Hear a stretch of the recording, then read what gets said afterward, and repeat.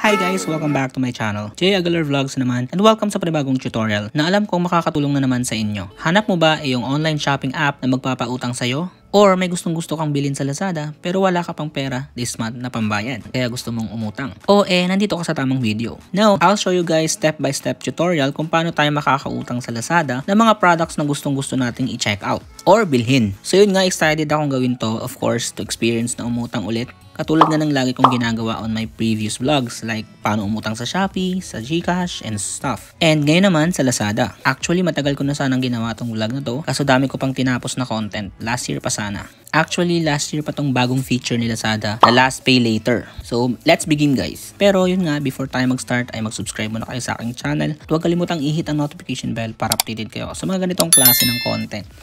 So sa mga wala pang idea kung ano yung Last Pay Later, para din siyang Shopee Pay Later wherein makakautang tayo ng mga products or item and babayaran natin in installment basis. So yan, credit payment method that allows qualified users to shop now and pay up to 45 days later with low interest or avail of an installment plan of up to 12 months on Lazada. Please note that this is currently open to selected users only. So hindi pa daw sa lahat to available. Pero kung available na tong feature na to sa inyo ay i-check nyo na sa app nyo. So yun, lahat gagawin natin on this video sa pag-apply sa Last Pay Later. Mangungutang tayo ng product sa Lazada using Last Pay Later. And kung gaano ba kabilis ma-approve dito sa Last Pay Later, malalaman natin lahat yan on this video. So first step, syempre kung wala pa kayong Lazada app, i-download nyo muna. Meron yan sa Google Play Store and App Store. Pero kung meron na kayo, magsimula na tayo agad. Let's go! So yun, excited na ba kayo guys? Let's start. So yun, let's go and head on to Lazada app. Okay, buksan na natin guys. Okay, and dito sa account, pindutin nyo to. Yan. Makikita nyo dyan guys, baba nyo lang yung, ayan, Lazada Wallet. So dyan makikita nyo sa Lazada Wallet, under that ay makikita nyo yung Last Pay Later Credit. Ayan. Kung wala pa kayo nyan, it means hindi pa available sa inyo tong feature na to ni Lazada na Last Pay Later. So yan, ako meron na ako nito sa aking Lazada app. I-activate na natin siya guys. Okay. Yan ang sabi dito, Last Pay Later, Shop Now, Pay Later. Available for over 800 million items on Lazada. So yan, get a credit limit up to 16,000 pesos. So ito na yung pinakamataas na pwedeng ipautang ni Lazada sa akin. Ewan ko lang kung ito talaga yung pinaka-maximum na pwedeng ipautang. So yan, low interest, pay after 45 days later. So maganda dito is hindi 1 month. So after 45 days mo pa babayaran. Or 12 months installment plan. So yan, fast approval. Only one ID needed. And yung processing fees and no hidden fees. Okay, 0. So yan, kung ready na tayo, ay pindutin na natin tong checkbox. Yan. I understand and agree to the following Last Pay Later terms and conditions. So basahin nyo yan guys, para may alam kayo ulit sa mga pinapasok nyo. Okay. Pero tsaka to, basahin nyo rin yung Last Pay Later Privacy Policy. So kung ready ka na at hindi mo naman na kailangan basahin yan, ay pwede na nating pinutin tong apply na. Okay, apply tayo guys. Okay, tapos magsisend ng 6-digit code. I-enter nyo guys yung OTP. So yan, 87. Would like to use your current location. So okay nyo lang yan. So kailangan daw natin ng ating ID photo. Yan, dito naman tayo sa let's verify your ID. So identify verification will help us ensure the security of your Last Pay Later account. So yun, mostly naman sa mga pautang na katulad nito ay kailangan talaga ng ID. Kaya i-prepare nyo yung ID nyo. Mga valid ID ganyan. Ito yung guidelines guys for ID photo. Place your ID within the frame. Make sure the picture is clear. So yun, add ID card na tayo guys if ready na kayo. Your information is fully protected. Okay, mag-add na tayo guys ng ating ID card. So in this case, driver's license yung gagamitin ko. Okay, let's go. So make sure your ID is fully visible. So dapat sobrang linaw yan. Lahat nababasa guys, yung mga text. Okay, so submit na natin. Yung. So yun, next na tayo guys, face verification na tayo. Second, take a selfie. So mag-selfie tayo guys, yan. So ito yung mga instructions sa baba. Make sure you are in a well-lit room. Hold the camera away from your face. Position your face within the frame. So pag ready na kayo, ay mag-take selfie na tayo. Yan, take selfie na tayo. Closer. Yan. So kailangan natin i-make sure na na-fill out natin yung mga kailangan dito. So gender, hindi pa nakalagay, male. Okay, yung iba naman nakalagay na. SSS number, TIN number. Wala akong TIN number eh. Optional lang naman pala. So, kailangan ng SSS number. Pero yung TIN number is optional naman. Okay. Tapos pagtapos na, pwede na natin guys i-next. So let us know how we can reach you. Please ensure your contact information and address is up to date and accurate. So yan, ilalagay natin yung address natin. Current residential address. So yan guys, ilagay nyo yung email nyo, yung current residential address. Okay, so pagtapos na, next na natin ulit. Your employment info helps us build up your customer profile better. So ilagay nyo guys yung trabaho nyo. So occupation, freelancer tayo. Okay, kasi YouTuber tayo. So yan, may nakalagay dyan. BPO professionals, private company employee, government employee, student, business owner, driver, housewife. So meron tayo dito ang education certificate. Select natin kung ano to. So ito yung pinaka natapos mo. Education attainment. Yan. So in my case, bachelor tayo. Okay? So bachelor tayo. Okay. So yan, may total number of years working. So over 5 years na tayo sa YouTube. Okay. Online outsourcing company. Hindi ko alam to kung ano to. So other natin to. Okay. Tapos monthly income, may less than 24k, may 24k, 48k. So tignan nyo dyan kung ano yung income range nyo. So in my case, less than 24k. Next, almost there. We'd like to collect some additional important information from you. So character reference, ilagay na lang natin dito sa ate ko. This number ni ate. Ba yan? Ko rin alam number niya. So, select natin yung relationship natin. Siblings. Okay. Additional information. Marital status niya. Married. So submit na natin guys. Pag ready na tayo at tapos na. So yan. Last. Ayan. Claim tayo guys ng 5 coins. Pag natapos natin yung application na to. Meron tayong 5 coins. So yan. Application submitted. Reviewing now. Eh yun.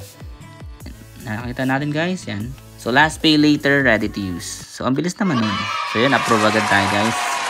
Yan, last pay later, ready to use. Congratulations, your last pay later application has been approved. By proceeding to use last pay later, you have agreed to the at-home terms of service and at-home privacy policy. Shop with last pay later.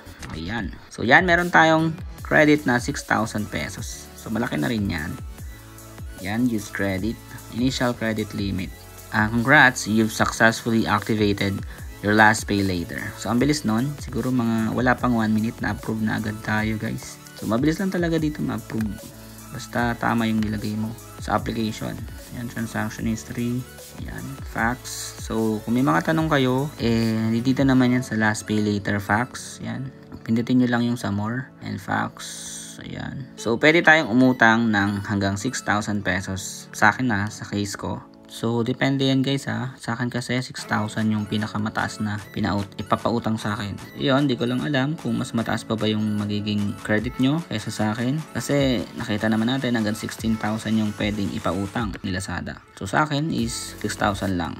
So, basically, para lang din tong G-Gives ni Gcash or in parang installment. Kunyari na mga items na bibili nyo sa Shopee, sa Lazada. So, payment statement guys. Your due date is every 16th of the month. So, every 16th of the month ang pinaka-due date. Advance payment, billing date is the first day of the month. So, due date natin is 16th of the month. May grace period tayo na 2 days ng pagkatapos ng due date. Tapos, magiging overdue payment na siya or late payment.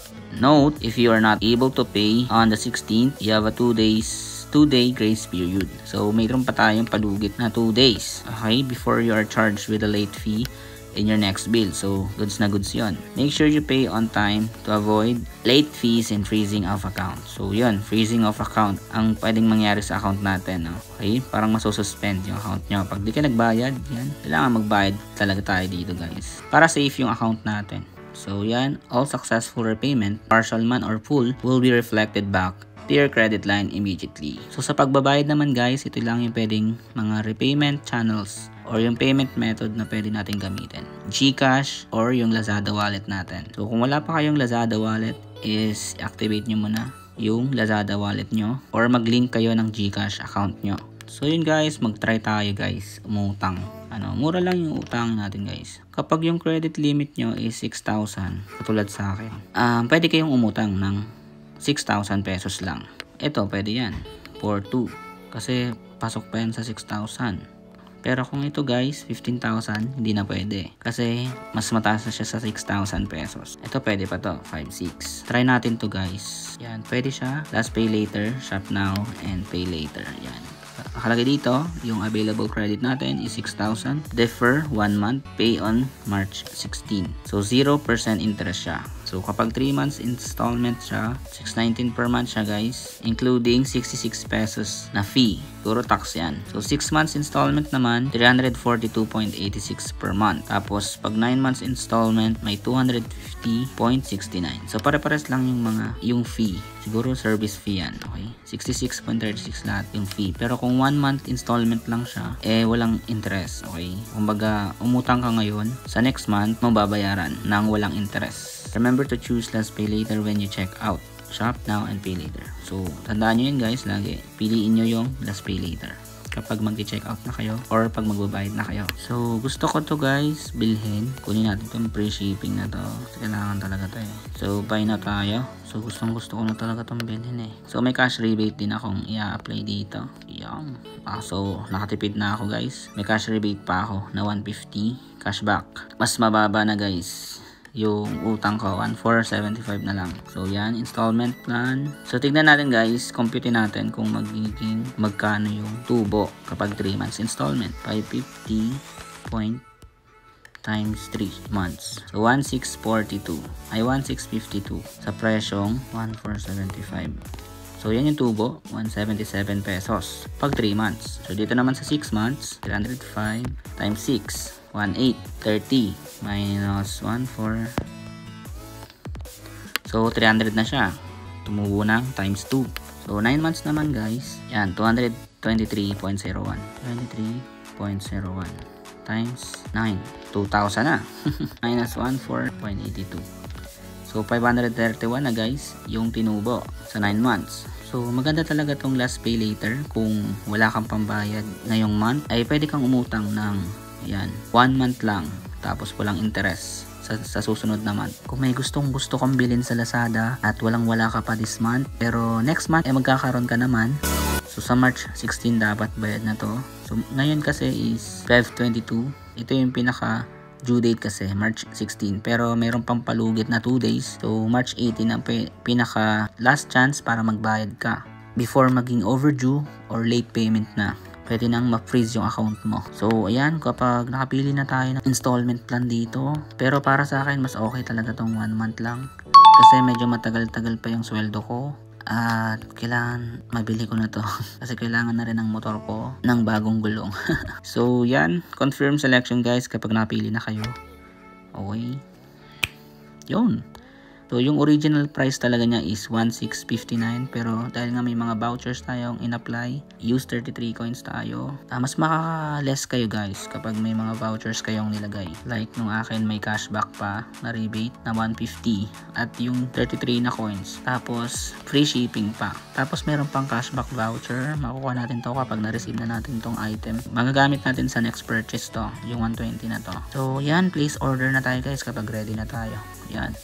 Pwede nyo nang ayan, i-place order. So, nakautang na tayo guys. Visit cashback channel in 2 or 1. Ayan. So, ayan. Pending yung 120.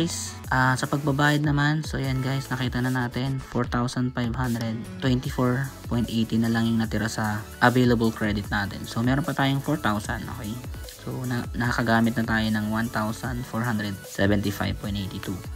So, sa pagbabayad naman, hintayin nyo muna yung due date nyo. Okay. Ayan, pwede rin naman pala mag-pay in advance. Okay. So, kung meron na kayong pambayad, mag-advance payment kayo yan. Kunyari yan yung utang ko. Continue lang. Please note that this advance payment will reflect and be deducted in your upcoming statement. Confirm. So, magsaselect lang kayo ng payment method nyo. Pwedeng Maya, Lazada Wallet. Pero walang GCash. Pero wala pa akong pera. Next month pa yung sweldo ko. Kaya next month na ako magbabayad. So, yan ang kinagandahan ng last pay later. Kapag wala ka pang pera ngayong month, pwede mo pang bayaran siya next month nang walang additional na interest rate. Which is goods na goods. Sana nakatulong tong tutorial na to na kung paano umutang sa Lazada using last pay later na feature ng Lazada. So yan, kung gusto nyo pa ng mga ganitong klase ng video, is mag-subscribe na kayo sa akin channel. Huwag kalimutang i-hit ang notification bell. So yun lang guys, thank you for watching. Bye-bye!